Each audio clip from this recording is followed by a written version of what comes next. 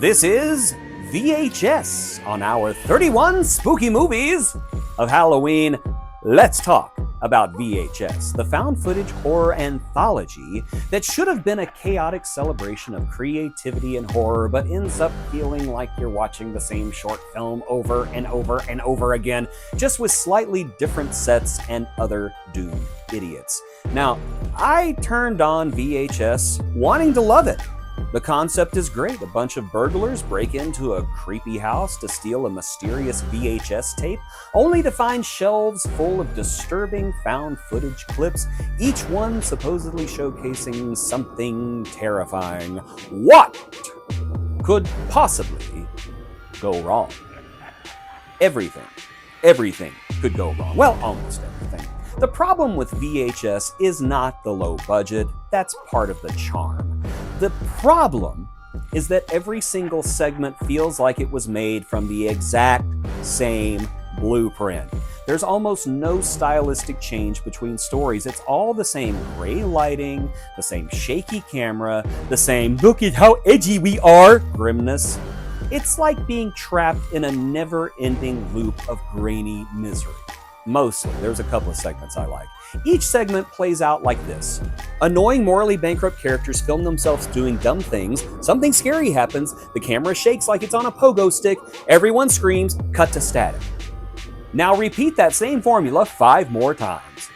There's no tonal shift here, no stylistic diversity, no break from the gloom. You could rearrange the order of the shorts and you'd barely notice. The film never finds rhythm or variety. It's just one long, joyless descent into found footage fatigue. But I will give credit where credit is due. There are 2 segments that stand out among the boring chaos. First, the short about the invisible killer who can only be seen through a video camera. Now that one feels fresh.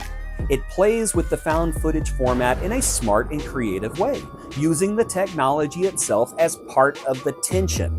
The invisibility concept is handled surprisingly well, and it's one of the few times the anthology actually flirts with suspense instead of just relying on gore and shock value and noise and shaky cameras. Then there's the haunted house segment at the very end, the final story, where a group of guys stumble into what they think is a Halloween attraction, only to realize they're walking straight into a real demonic possession. This one's got energy, it's got style, it's creepy, fast-paced, and just self-aware enough to be fun. The ending is genuinely great, with the right amount of humor and horror, like the filmmakers remembered, oh, we're supposed to be entertaining people with this. Those 2 segments prove that VHS could have worked if only the rest of the anthology had any of that same spark, like if the creator said, oh yeah, we're supposed to be entertaining people. The film constantly mistakes sameness for cohesion. Instead of feeling like a collection of distinct nightmares, it just feels like one long, repetitive slog on a loop.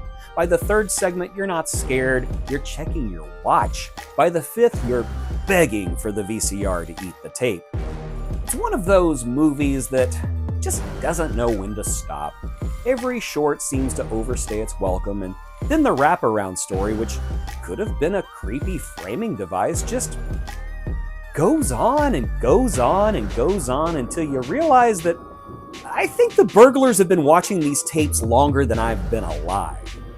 And I get what VHS was going for. It wanted that raw, dangerous, underground, like you're watching something that you're not supposed to see feeling.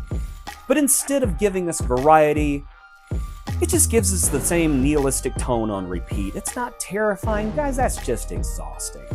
Even the most hardcore horror fans can agree there's a difference between being unsettled and being bored. VHS doesn't know that line exists because it crosses it repeatedly, over and over and over again. The anthology format should be a playground for horror directors, a place to experiment with tone, theme, and style. But in VHS, every sandbox looks the same, and a cat has pooped in it. The result is a film that drowns in its own ambitions, or I don't know, maybe it was its own fake blood. I'm gonna tip my hat to the invisible killer short in the haunted house finale, Both are legitimately clever and stand out like diamonds in a pile of grainy, overlong camcorder footage, but the rest, it's just static. I've already forgotten it. Endless shrieking, migraine-inducing static. But I'm going to give the sequels a chance, and I'm going to do that in 2026, so stay tuned for that.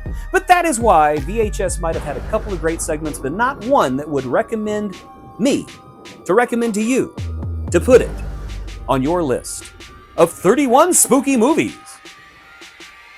of Halloween.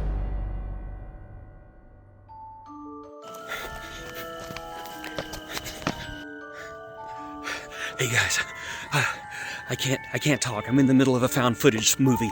Like, share, subscribe, do all that kind of stuff, and for God's sakes, click the Patreon link below. My life depends on it. Okay, bye. Oh, I don't like all this running.